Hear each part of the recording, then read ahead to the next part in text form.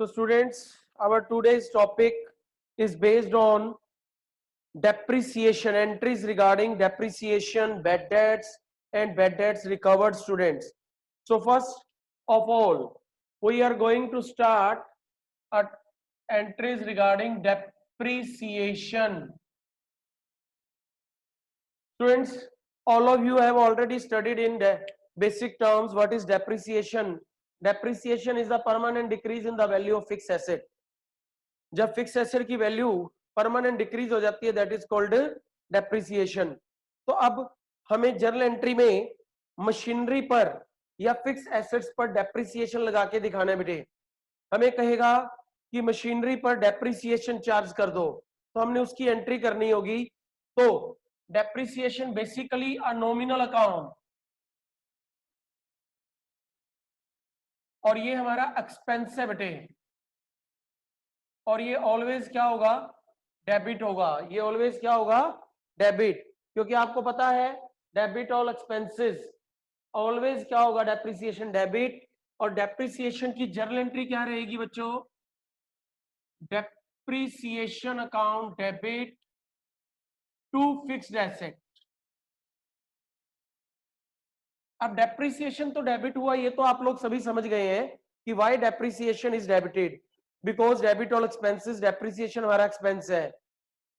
Fix assets credit क्यों हुई, depreciation लगने से हमारी फिक्स एसेट की वैल्यू कम हो गई. मींस हमारी फिक्स एसेट्स एक तरह से जा रही हैं, घिसावट हो रही है, उनमें जा रही हैं. तो फिक्स एसेट एक रियल अकाउंट है, तो रूल लग गया credit what goes out. Rule क्या लग गया बेटे, क्रेडिट व्हाट गोज आउट का रूल लग गया है इसमें. अब इसकी एंट्री एग्जाम में एग्जामिनर कैसे पूछने वाला है वो ध्यान से समझो. Charge 10% per annum depreciation on machinery costing ₹50,000. 50,000 रुपए की एक मशीन है बेटे, मुझे उस मशीन पर क्या लगाना है, 10% डेप लगाना है. इसका सीधा मतलब क्या निकल रहा है कि मशीनरी की वैल्यू 10% कम हो गई है. तो रफ में कैलकुलेट कर लो कितना डेप्रिसिएशन लगेगा बेटे. रफ में कैलकुलेट कर रहा हूं मैं, 50,000 की मशीन है, उसके ऊपर कितने परसेंट डेप लगेगा, 10%. तो what will be the amount of depreciation बेटे, 5,000. तो एंट्री क्या करेंगे, depreciation account debit to machinery account, depreciation account debit to machinery account बेटे. अब कई स्टूडेंट कहते हैं सर 50,000 माइनस 5,000 45,000 से एंट्री क्यों नहीं की. बेटे ये कोई ट्रेड डिस्काउंट नहीं है जो मैं माइनस करके एंट्री करूंगा. हम लोग एंट्री किसकी कर रहे हैं, हम लोग एंट्री कर रहे हैं डेप्रिसिएशन की. तो डेप्रिसिएशन की अमाउंट कितनी है एक्चुअल में, डेप्रिसिएशन की अमाउंट तो बेटे कितनी है, 5,000 रुपीज है. तो हमने एंट्री सिर्फ और सिर्फ 5,000 से करनी है.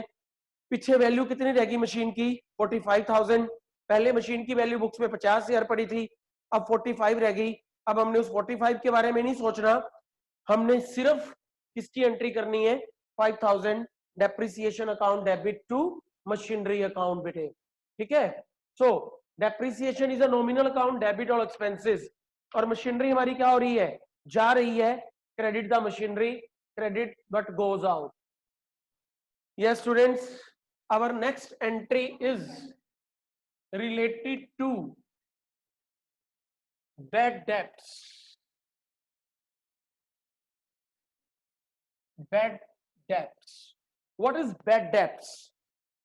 Bad debts का मतलब है when our debtors unable to paid the amount due to their insolvency या बैंकरप्सी, बैंकरप्ट हो जाना. जब हमारे डेटर्स बैंकरप्ट हो जाते हैं, उनका दिवाला निकल जाता है, वो पैसा नहीं दे पाते हमें, तो हम कहेंगे कि हमारा पैसा क्या हो गया, डूब गया, और डूबने की टर्म को क्या बोला जाता है? Bad debts. डूबने की टर्म को अकाउंट्स में क्या बोला जाता है?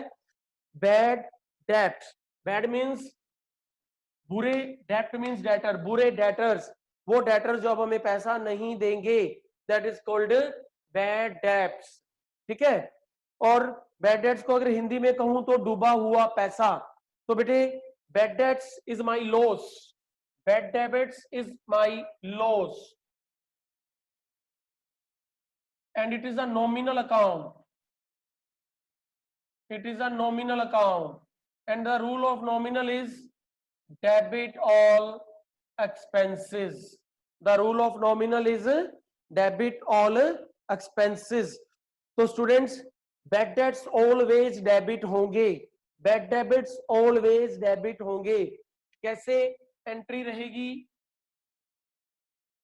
Bad debits account debit to, जिस डेटर से पैसा लेना था उसका अकाउंट क्रेडिट करके कैंसिल कर दिया। मतलब ये हमारा डेटर है, जब हमने डेटर से पैसा लेना था तो डेटर को क्या किया था? डेबिट। लेकिन अब वो पैसा दे नहीं रहा, तो उसको कैंसिल करने के लिए क्या कर दिया? क्रेडिट कर लिया। एक तरह से ये अज्यूम कर लिया क्रेडिट द गिवर।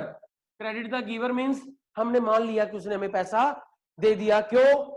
मुझे अब उसका अकाउंट क्या करना है? कैंसिल करना है। जब मुझे उसका अकाउंट कैंसिल करना है तो पहले ये डेबिट था डेटर, अब वो पैसा नहीं दे रहा तो उसको क्रेडिट करके मैंने कैंसिल कर दिया, ये अज्यूम करते हुए कि अब उसने पैसा देना तो है नहीं, तो मान लो ये क्रेडिट द क्या हो गया? गिवर हो गया, क्रेडिट द गिवर। अब बैड डेबिट्स की ये एंट्री एग्जाम में दो टाइप से आती है बेटे, दो टाइप से आती है। एक तो टाइप है जब डेटर कुछ पैसा दे देता है कुछ नहीं देता, एक है जब वो कुछ भी पैसा नहीं दे पाता। तो दोनों एंट्रीज मैं बोर्ड पे करवा रहा हूं। पहली एंट्री है जब वो कुछ भी नहीं दे पाता, Mohan become insolvent, nothing is recovered from him out of 10,000 rupees. बेटे मोहन इंसॉल्वेंट हो गया, मैंने उससे 10,000 रुपये लेना था और उससे मुझे कुछ भी नहीं मिला। मोहन हमारा डेटर है बेटे, तो एंट्री क्या करूंगा? Bad debits account debit, debit all expenses to Mohan, credit the giver. मैंने ये अज्यूम कर लिया कि पैसा तो आना नहीं है, मोहन का अकाउंट कैंसिल कर दो, क्या मानते हुए? क्रेडिट द गिवर मानते हुए मोहन का अकाउंट बेटे क्या कर दो? कैंसिल कर दो बेटे। ठीक है, सो क्रेडिट द गिवर। तो स्टूडेंट्स ये था जब वो सारा पैसा नहीं दे पाएगा हमें।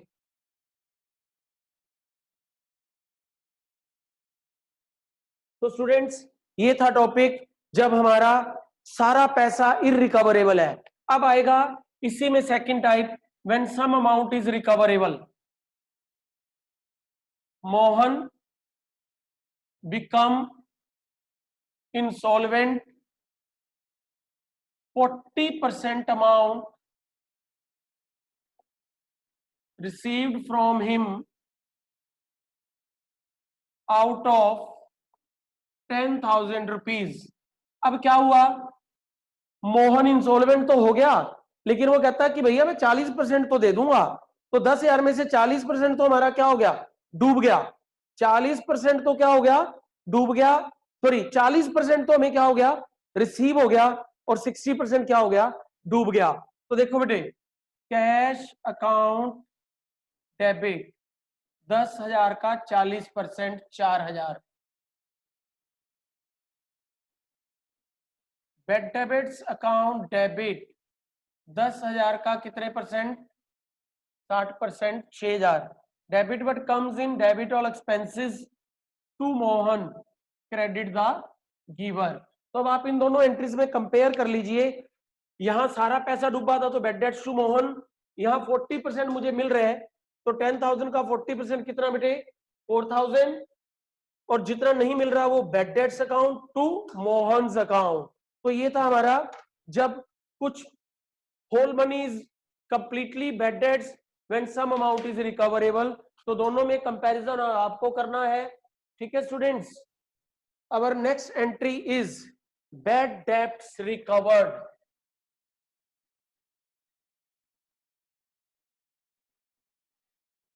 What is bad debts recovered? जब डूबा हुआ पैसा वापस आ जाता है, that is called bad debts recovered. बेटे लास्ट ईयर पैसा डूब गया था, अब वो क्या आ गया, वापस आ गया, तो उसको क्या बोलेंगे, बैड डेट्स रिकवर्ड। ठीक है, डूबे हुए पैसे का क्या आ जाना, वापस आ जाना, this is called bad debts recovered. और ये हमारी इनकम है, और ये क्या होगा, credit all income, credit all income. तो बेटे इसकी एंट्री यूं आएगी बेटे,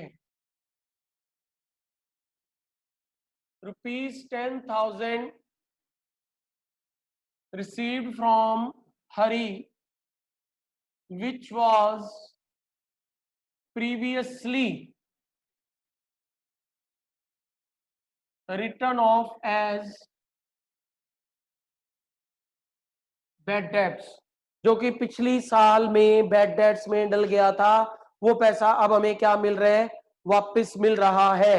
तो ये मेरी इनकम हो गई बेटे। और जिस भी ट्रांजैक्शन में नॉमिनल अकाउंट इन्वॉल्व होता है, बैड डेट्स रिकवर्ड एक नॉमिनल अकाउंट है, बैड डेट्स रिकवर्ड एक नॉमिनल अकाउंट है। जिस भी ट्रांजैक्शन में नॉमिनल अकाउंट इन्वॉल्व होता है, वहां पे पर्सन का नेम हम लोग इग्नोर कर दिया करते हैं स्टूडेंट्स। तो यहां एंट्री क्या रहेगी, cash account debit to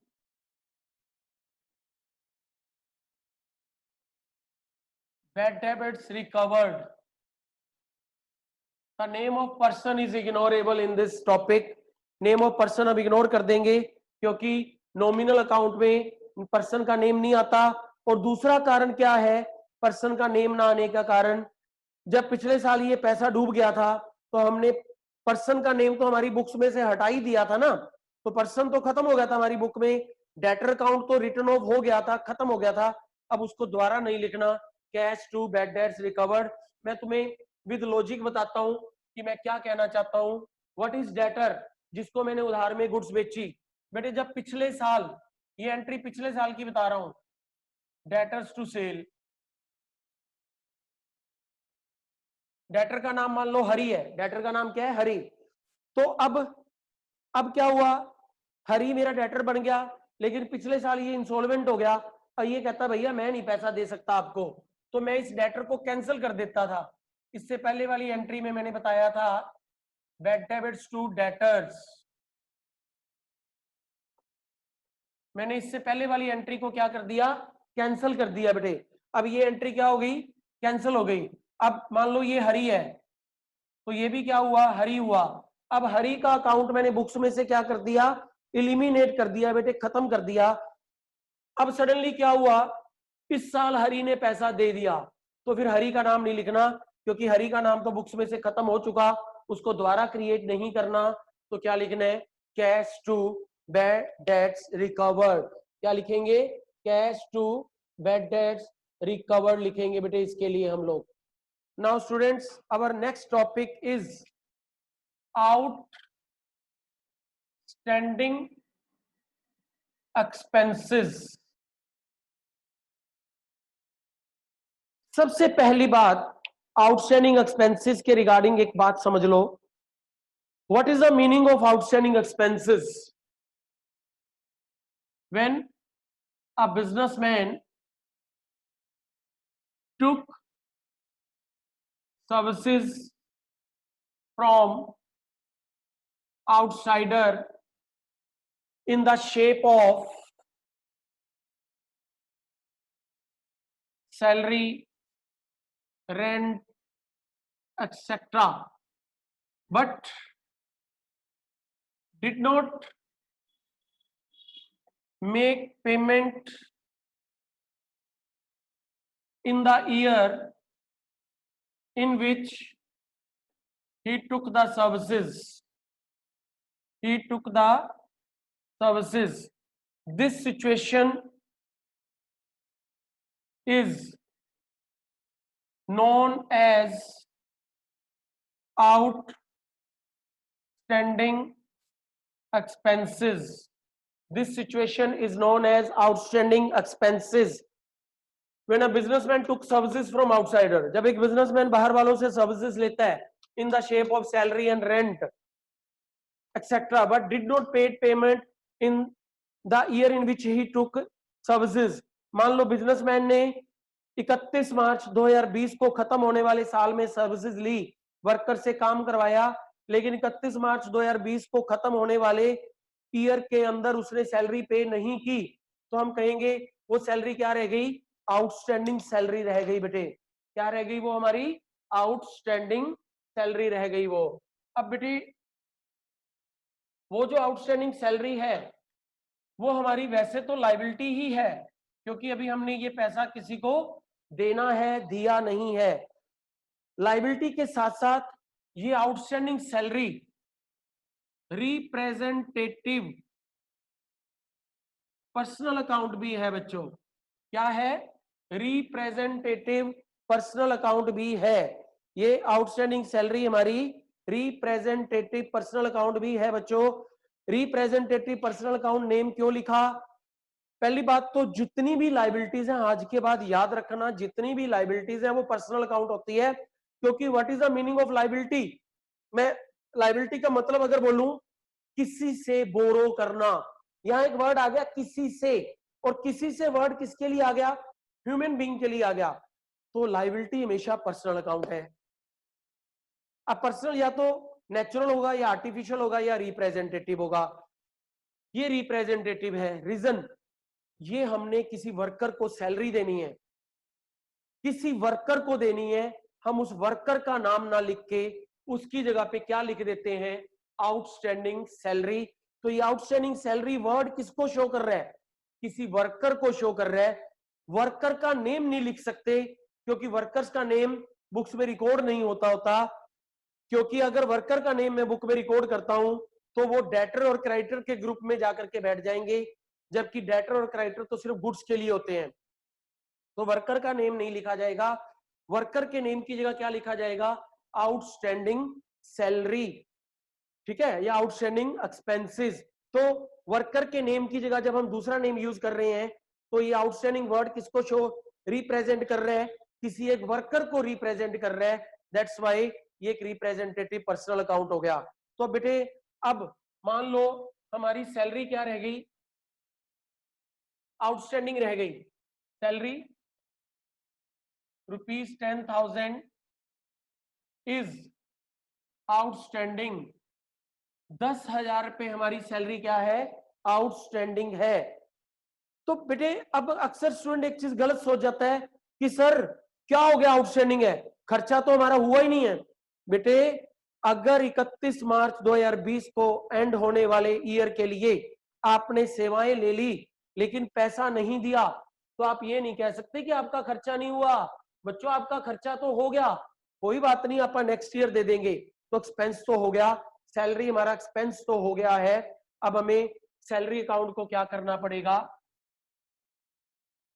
debit करना पड़ेगा, क्योंकि सारे ट्रांजैक्शन कैश में नहीं होती हैं। अगर मैंने गुड्स उधार में खरीदी है तो क्या वो गुड्स नहीं है हमारी? रिकॉर्ड तो करनी पड़ेगी ना। तो सैलरी एक्सपेंस है, डेबिट हो गया, और आउटस्टैंडिंग सैलरी क्रेडिट हो गई। आउटस्टैंडिंग सैलरी क्या हो गई बच्चों? क्रेडिट हो गई। अब ये बच्चों क्रेडिट क्यों हुई? इसके पीछे दो कारण है आउटस्टैंडिंग सैलरी के क्रेडिट होने के पीछे। The first reason, credit all liabilities. Credit all liabilities, पहली रीजन तो ये है कि ये हमारी एक लायबिलिटी है और लायबिलिटीज हमेशा क्या होती हैं? क्रेडिट होती हैं। सेकंड रीजन है ये एक पर्सनल अकाउंट है, क्रेडिट द गिवर। अब आप कहोगे सर गिवर कहां से आ गया इसमें? मैंने बोला था सर्विसेज, इस वर्कर ने हमें सर्विसेज दी हैं, क्रेडिट द गिवर। अब अक्सर बच्चा पता क्या सोच जाता है कि सर कैश ही एक गिवर है, कैश को ही हम तो रिसीवर या गिवर मानेंगे। नहीं बेटे, जरूरी नहीं है कि वो बंदा कैश रिसीव और गिव करे, सर्विसेज भी हो सकती हैं। तो इस बंदे ने हमें क्या दी है? सर्विसेज दी हैं, that's why credit the giver. तो दो लॉजिक लग गए, क्रेडिट और लायबिलिटी या credit the giver. Credit the giver बहुत कम समझाया जाता है बच्चों को क्योंकि बच्चा कंफ्यूज होता है। बट बेटे +1 एक ऐसी क्लास है जिसमें सीखना है ताकि लाइफ टाइम हम लोग अपना बेस स्ट्रॉन्ग कर सकें। तो क्रेडिट द गिवर ही सोचो। अगर आपसे कोई पूछे why outstanding salary is credit, sir outstanding salary is liability, that's why credit. But according to the golden rule of accountancy, sir credit the giver. What giver? Services giver. अगर rent outstanding है तो rent भी क्या है? Owner ने हमें services दे दी, अपनी building दे दी, building ने सर्विसेज दे दी, लेकिन हमने उनको अभी रेंट नहीं दिया। तो सर्विसेज जो भी है वो भी रिसीवर या गिवर में आ सकती है। तो क्रेडिट द गिवर का लॉजिक लग जाएगा बेटे इसमें। यस स्टूडेंट्स, अब आउटस्टैंडिंग एक्सपेंसेस के हमें अदर नेम्स डिस्कस करने हैं। आउटस्टैंडिंग एक्सपेंसेस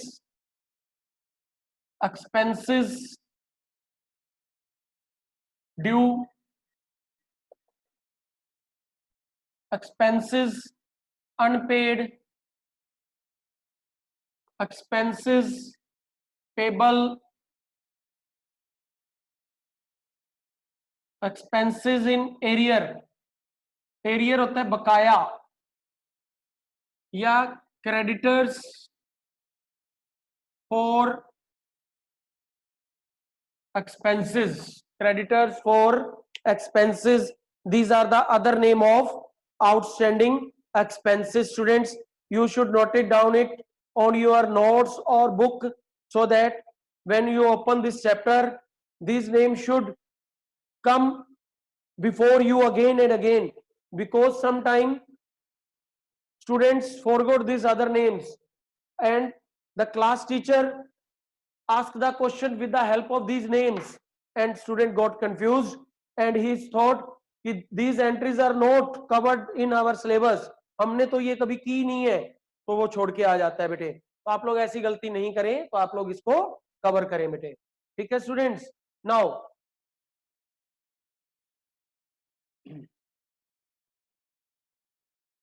एंट्री इसकी यूं भी आ सकती है, salary paid ₹1 lakh and unpaid ₹20,000, कि हमने 1 लाख सैलरी दे दी, 20,000 अभी देनी बाकी है, तो टोटल हमारा सैलरी का एक्सपेंस कितना हो गया? 120। जो पे कर दी वो टू कैश अकाउंट, जो अभी पे नहीं की वो outstanding salary, credit the giver.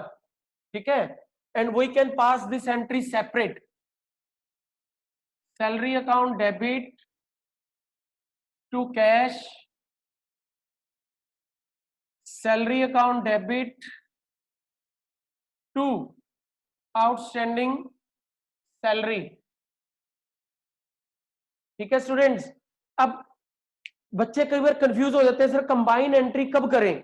अब आप देख रहे हो अगर मैं इस एंट्री को अलग अलग कर रहा हूं तो सैलरी दोनों बार डेबिट हो रही है, कॉमन नेम है।